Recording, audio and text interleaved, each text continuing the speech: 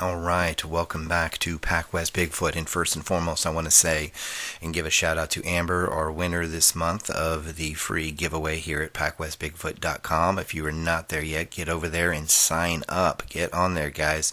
Every month I have a winner for a free giveaway.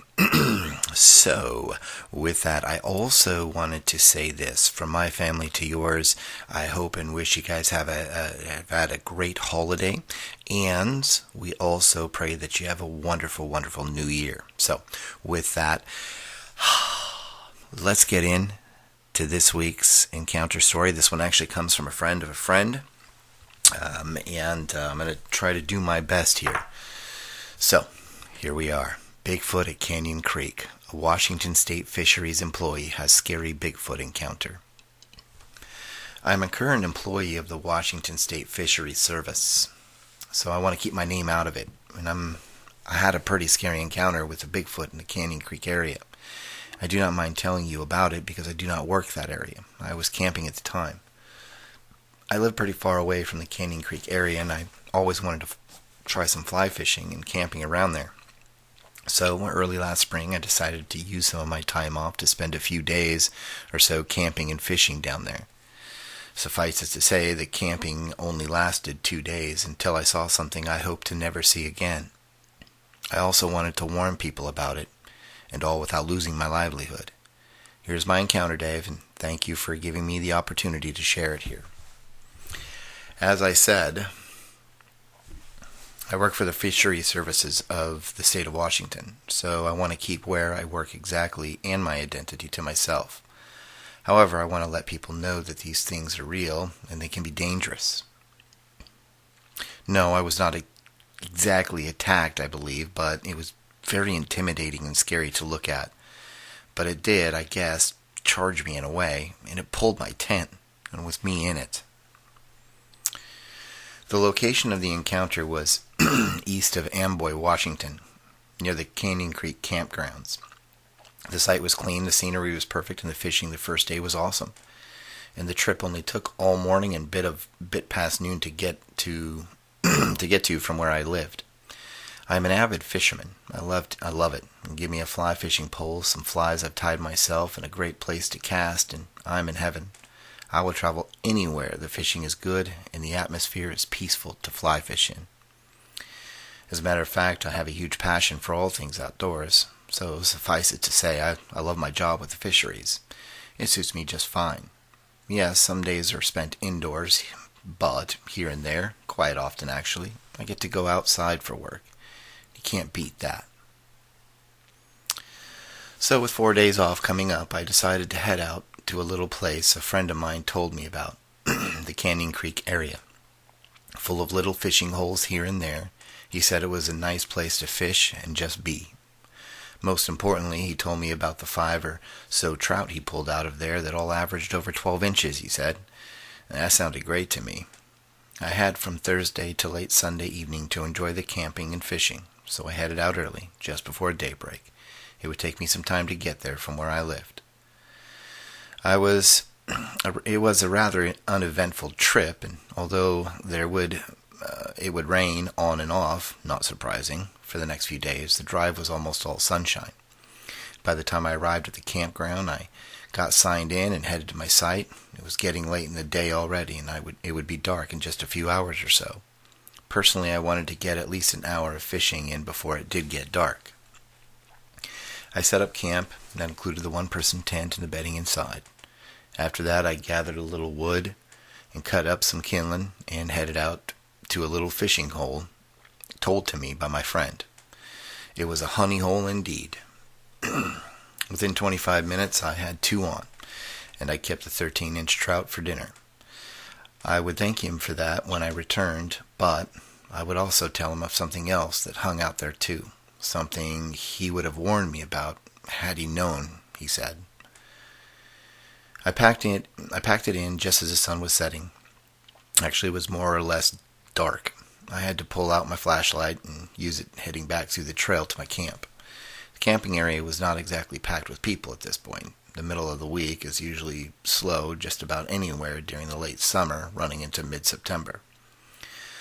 Not me, though. I was going to relish the quietness and peacefulness of it all, or so I thought. Leaving already? I was barely there a few hours already. The craziness would start, and the scariest thing I would ever experienced up to this point of my life working in the wilds of Washington State would begin. It started right in the middle of my dinner. I had my tent set up near the back of the camping area, near the trail in the thick brush. As I was eating, I noticed headlights coming down the dirt driveway. I automatically assumed they were leaving, as that was the direction for the entry point to the campgrounds. And I was right, but I was also warned. The car came up and slowed to a complete stop right in front of my camp. It was a nice SUV, actually, and as I guessed, a young couple that looked like they were on a getaway from the city lowered the window. They seemed upset and honestly really scared. They told me they were leaving and warning the few others that were there, that there was some wild animal roaming around and that it tore up their camp that morning while they were off on a hike. They also mentioned hearing strange clicking noises and whistles the night before all around their campsite. Of course, being part of the fisheries, I automatically assumed it was a bear, although the clicking sounds and whistles I attributed to people. I mentioned to them what I did for a living and assured them I could handle myself. While they understood, I do not think that I convinced them of my own safety out here. I thanked them kindly, and they sped off into the night. I sensed and heard nothing that night while enjoying the fire.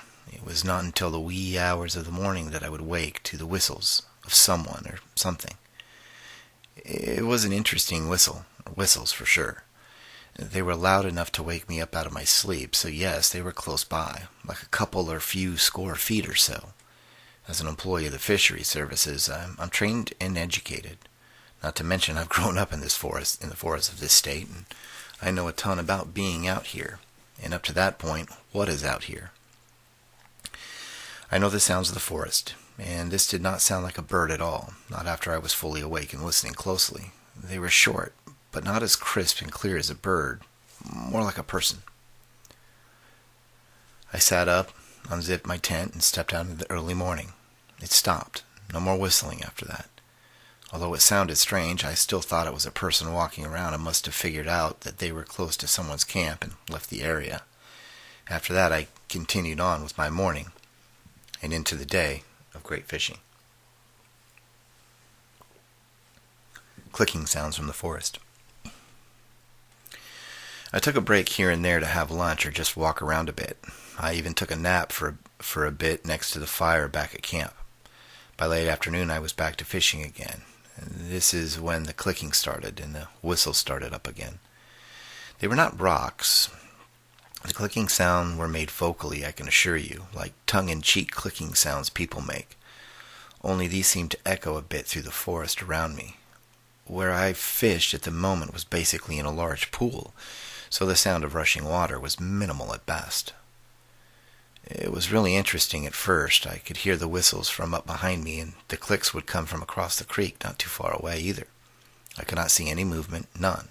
But still, the whistling persisted, and so with the clicking sounds. What, other than humans and primates, make those types of sounds? Nothing. Not at least around the Pacific Northwest. Yes, we have a type of bird that makes a clicking sound, but they usually are found in the valleys. This whistling, well, I've only known humans to do that. Maybe apes and monkeys, but I was unsure about that at the time. So I started to feel a little uneasy, actually, and to tell you the guys the truth, I was so uncomfortable I decided to pack it in and head back to camp. It was getting dark at that moment anyways, so I grabbed my string of fish and headed back. The whistles continued, but the clicking soon disappeared as I walked along the trail. I would cook both the trout I caught that night and throw a little rice into the mix with it. Fish and rice were all I brought with me, other than some chips and other bad-for-you food. Heck, I only planned on 4 nights or so. I would be just fine. It was well after dinner, and during that time I was reading a new fly fishing guidebook by the fire when the clicking started up again. This time, however, it would not stop with just the clicking. It was close by this time, and I could swear at one point through the light of the fire I could make out movement. It was across the road, it seemed, just past the other campsite. I could not make out anything other than movement, so I was not sure if this was a person or what. But there was movement. I was also a little freaked out, but not scared yet. Just a little uncomfortable would be a better word for what I was feeling at the time, I guess. I decided it was time to stoke up the fire and head to bed. Maybe whoever or whatever it was I thought might get bored and leave. That was not to be. A tent dragging. Panic, fear, that is what I was feeling about 4 hours later in the middle of the night. Cannot believe it happened when looking back on that night today. But the feeling of being dragged off in the night in the forest, well, I've heard of similar accounts, and I know their fear today. The tent was jolted so hard, my head went from the top of the tent down to the bottom as I tumbled over. Something grabbed the back of the corner of my tent, yanked it real hard, and tried dragging it off, and with me in it. And I yelled, "Hey!" as loud as I could, and at that, it seemed to have dropped. I heard footsteps, literal footsteps, walking at a fast pace through the woods to the east, maybe just a bit southeast, until I could hear them no longer. The tent and me were dragged about 10 feet or so. I found the zipper to the tent, which at that point was upside down with me in it. I crawled out quickly and made my way to my car, where I decided to arm myself with my bear spray and flashlight I had under the passenger seat. No gun this weekend. Even spray of that kind could rid you of a mountain lion, for crying out loud, and I honestly did not think I would need it. I was dragged, I kept thinking. What in the world is going to drag me out here other than a person? No bear was going to do that, no way. Even that, they could, but that swirled around my brain a bit, but no, it was a person for sure. I could hear the footsteps walking away at fast pace. At that moment I thought to myself that there was some deranged lunatic running around Camp Crystal Lake. Funny thought for you, but I was scared to death. That is when I knew I had to calm down and start thinking about my safety. Those two yuppies were correct. I guess I should have made less fun about them in my mind after they sped off and took better notice of their disposition and sincerity at the time. Crashing through the woods. I did research later on the subject of Bigfoot and how they have been known to charge people. Well, they do, and this one did. Reading some of the reports, and I want you to know this, Dave, that they leave a whole lot out, like the moment you pee yourself out of pure terror, and what it is like to actually know or feel like you're about to lose your life. It was coming back, it was crashing through the woods at that moment, and I knew it was not a person, and that it was on 2 legs. This thing was extremely heavy, you could tell. I could hear the footsteps themselves over the crashing through the thick brush and small trees. I tried to put myself downwind of whatever it was, not so that it would not smell me out, but because it could help the bear spray spread faster through the breeze. Just before it came into a part of the clearing up the trail I had already sprayed some. I must have picked it up real fast because it came to a complete stop about 30 feet from me on the trail that led back down to the creek.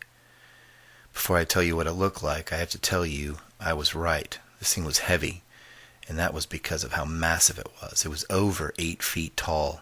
I can almost guarantee that. I know they say that the average is around 7 to 8 feet tall, but this thing was 9 feet plus, man. At the exact moment I shined my light on this thing, I realized how massive it was.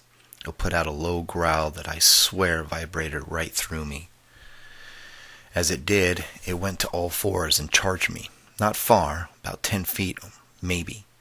But it only took a step and a half to make it there. It was like a leap and a step all at once. It was fast.